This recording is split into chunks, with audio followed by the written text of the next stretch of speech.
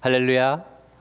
네. 이 밤에도 하나님을 사랑하며 또 하나님의 은혜를 사모하며 나 우리 모든 성도님들에게 하나님의 크신 은혜와 위로와 회복의 역사 가득하기를 주님의 이름으로 축복합니다.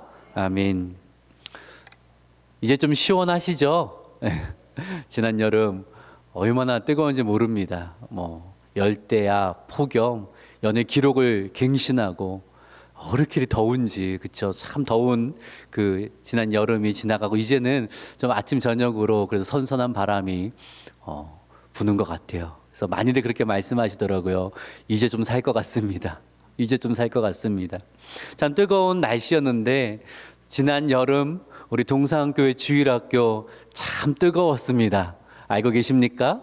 여러분 들어보셨습니까? 저는 이제 여러 이야기를 듣다 보니까 지난 여름에 하나님께서 얼마나 많은 은혜를 부어주셨는지 우리 주일학교 또 우리 청년 선교팀 참 기도하며 준비하며 하나님의 은혜를 구했었는데 또 많은 사람들이 기도했고 헌신했고 그렇게 한 마음으로 나아갔는데 하나님께서 많은 은혜와 하나님의 놀라운 이야기들을 펼쳐주셨던 참 뜨거웠던 여름이었습니다. 제가 보니까 성경학교를 통하여서 수련회 통하여서 또 선교를 통하여서 참 그곳에 있던 사람들이 학생들이 청년들이 마음이 뜨거워지고 또 하나님 앞에 참 믿음의 고백을 하는 것을 듣고 또 봤습니다. 그리고 이 이야기를 우리가 함께 모여 나누면서 함께 그 감사를 누리고 또 함께 하나님께 영광을 돌리기를 소망하기에 오늘은 특별히 여름사역 보고회로 그렇게 모였습니다. 이 시간 통하여서 하나님의 크신 은혜와 또 도전이 우리에게 함께하기를 주님의 이름으로 축복합니다. 아멘. 자, 오늘은 너희는 나를 누구라 하느냐라는 제목으로 말씀을 전하려고 합니다. 뒤에 주옥 같은 간증의 시간들이 있어서요. 오늘은 제가 설교하는 시간을 좀 줄이도록 하겠습니다. 네, 줄이고 또 뒤에 이어서 하나님이 어떤 일들을 이루셨고 또 어떤 마음을 주셨는지 우리가 함께 나누려고 합니다. 이 모든 오늘 말씀과 또 간증의 모든 시간을 통하여서 예수님을 나의 주인이시고 나의 구주로 고백하며 그 바른 믿음 가운데 세워지는 귀한 은혜가 있기를 주님의 이름으로 축복합니다.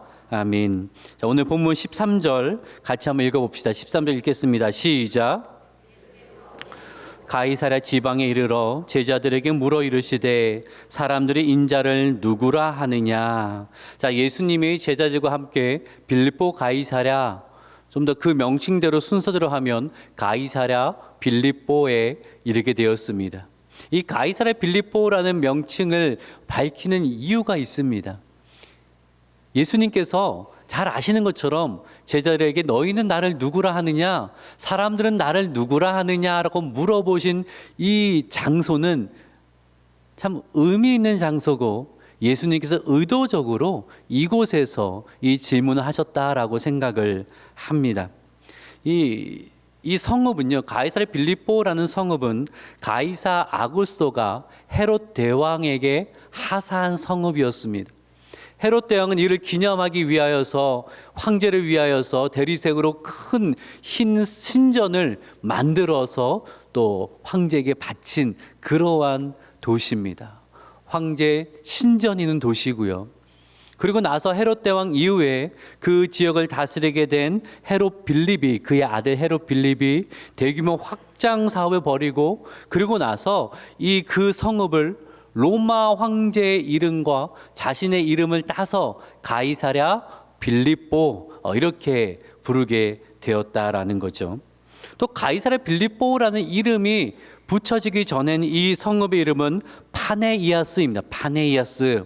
왜 이런 이름이 붙어졌냐면 그리스 신화를 보면 판이라는 신이 있습니다. 판이라는 신이 있는데 이 판은 좀 희귀하게 생겼습니다. 사람의 모습과 동물의 모습이 좀 합쳐져 있고요. 여러 가지 특성 중에서 성적 쾌락을 쫓는 호색한으로 그렇게 묘사되어지고 있는 그런 쾌락의 신이라 부릅니다. 이 파네이아스는 판을 섬기는 성읍이라는 뜻이거든요. 그만큼 이 판을 위한 신전을 세우고, 사진에 보니까 동굴처럼 신전을 크게 만들었더라고요. 신전을 세우고 그 신을 섬기는 숭배하는 도시였습니다. 그러니까 예수님께서 제자들에게 나를 누구라 하느냐라고 물어보신 이곳은 어떤 곳이냐면, 쾌락의 신의 신전이 있고 또 당시의 힘의 상징인 로마 황제의 신전이 있는 그 자리에서 예수님이 이 질문을 하고 계시는 겁니다. 쾌락과 힘이 우상이 된 도시에서 너희는 나를 누구라고 하느냐라는 질문을 하고 계신다라는 거죠. 어쩌면 이 질문은요, 이 시대도 우리는 쾌락과 힘이 우상이 되어 있는 시대를 살고 있잖아요. 그 시대의 한복판에 살아가고 있는데 어쩌면 우리에게도 너희는 나를 누구라 하느냐, 이 질문을 하시는 거라고 저는 생각이 듭니다. 먼저 제자들의 이야기를 좀 보도록 하죠. 사람들의 이야기를 예수님께 전합니다. 14절의 말씀을 같이 읽어볼 거예요. 시작. 세례 요한, 더러는 엘리야, 어떤 이는 예레미야나 선자 중에 하나라 하나이다. 여기에 대한 자세한 이야기는 오늘 드리기가 좀 어렵고요. 공통적으로 선지자 중에 하나라고 합니다. 선지자라고 합니다. 선지자가 이 당시에 1세기의 유다 백성들에게 어떠한 의미를 가지고 있었는지를 이해를 하셔야 됩니다. 그들이 생각하는 선지자는 지금 어떠한 선지자면은 하나님의 능력을 가지고 하나님의 놀라운 역사를 이루어갈 사람을 기대하고 있는 겁니다. 선지자면 능력입니다. 능력. 근데 예수님을 보니까 놀라운 능력으로 사람을 고치시고 귀신을 쫓아내시는 것을 봤거든요. 그분의 말씀에 권위가 있어서 많은 사람들이 예수님을 따랐고요. 그 말씀은 저 부패한 종교 지도자를 향하여서 독사의 자식들아, 회칠한 무덤아 하고 말씀하시면서 그 부패한 것들 다 드러내시는 그런 힘이 있는 것을 백성들은 봤습니다. 사실 예수님께서 그 많은 말씀과 행적들은 뭘 보여주기 위함입니까? 그분이 구원자로 사망과 이 멸망으로 달려가는 그 사람들을 구원하기 위한 하나님의 아들이 이 땅에 오셨음을, 구원자로 오셨음을 보여주시는 거였지만 사람들은 그것을 본 것이 아니라 강한 능력의 선지자를 보고 있었다라는 거예요. 나의 문제를 해결해 줄 그 강한 능력의 선지자, 지금 팍팍한 이 삶을 벗어나게 해줄 그러한 능력의 선지자로 예수님을 바라보고 기대하고 있었다라는 것입니다. 철저하게 그 가이사라 빌립보의 사람들의 논리와 너무나 같지 않습니까? 힘의 논리가 지배하는 그 세상 속에서 그들이 원하는 것도 강한 능력의 예수님이 그 놀라운 힘으로 이제는 나를 높여주십시오, 우리를 좀 잘 살게 해주십시오, 우리의 문제를 해결해 주십시오라고 그러한 기대를 가지고 예수님을 바라보고 있었다라는 것입니다. 그리고 이 시대도 많은 성도들 중에 많은 사람들이요, 이러한 시각으로 예수님을 바라보고 있는지도 모르겠습니다. 예수님은 그 능력으로 나를 건강하게 해줄 최고의 의사로, 그 능력으로 나를 성공으로 이끌어줄 최고의 조언가로, 그 능력으로 나를 부자로 만들어줄 재무 조력가로, 그 능력으로 내 자녀 좋은 대학에 입학하게 해줄 최고의 입시 전문가로, 능력으로 나를 붙들어 주십시오, 능력으로 나를 세워 주십시오라는 그 소망을 가지고 예수님을 바라보고 있는지 모르겠습니다. 물론 예수님께 그런 능력이 있으시고 또 그런 은혜를 베푸시는 것은 맞습니다. 우리의 문제를 해결해 주시고 우리를 일으키시는 것도 맞습니다. 하지만 예수님은 우리 인생의 최고의 조력자가 되기 위해서 이 땅에 오셨고 십자가를 지신 것은 아니라는 거예요. 최고의 조력자가 되기 위하여서, 나를 이 땅에 높여주기 위하여서 그분이 십자가 지신 것은 아니라는 것입니다. 그러기에 백성들의 대답은 예수님의 마음에 흡족하게 되지 않았습니다. 다시 물어보시죠. 제자들에게 그러면 너희는 나를 누구라고 하느냐? 나의 말씀을 가장 가까이서 들었고 내가 행한 모든 일들을 가까이서 본 너희는 나를 누구라고 하느냐? 그때 시몬 베드로가 유명한 고백을 하죠. 16절의 말씀을 같이 한번 읽겠습니다. 시작.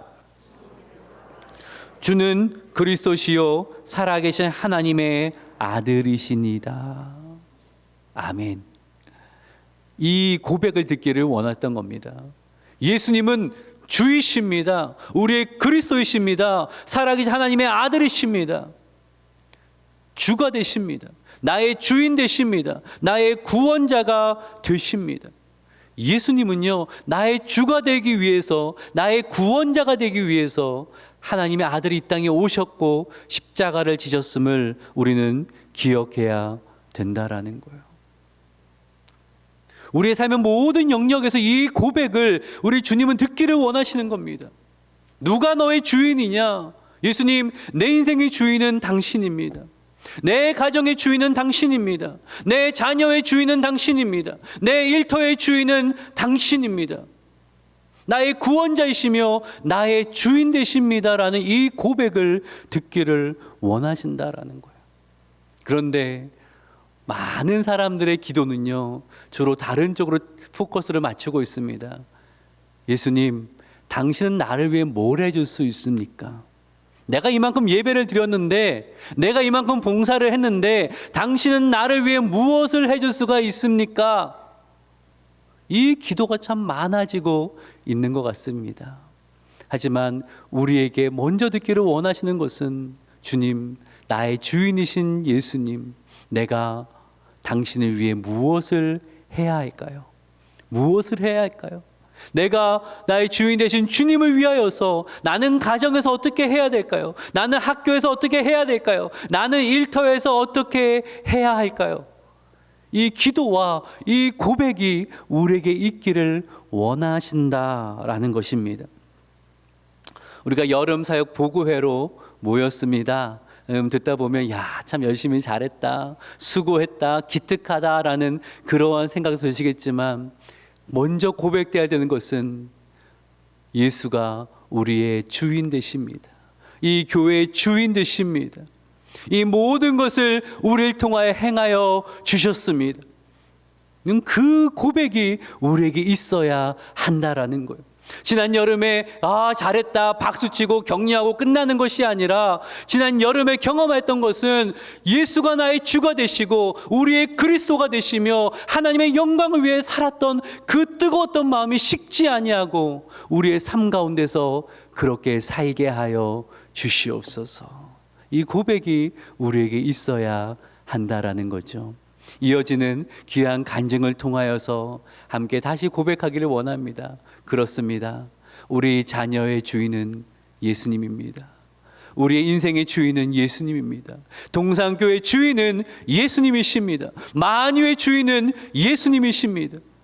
나의 주인 되신, 나의 구원자 되신 주님의 예수님의 영광을 위해 살아가는 우리가 되게 하시고 우리 자녀가 되게 하시고 우리 동산교회가 되게 하여 주시옵소서. 귀한 고백으로 나아가는 저와 여러분 되기를 주님의 이름으로 축복합니다.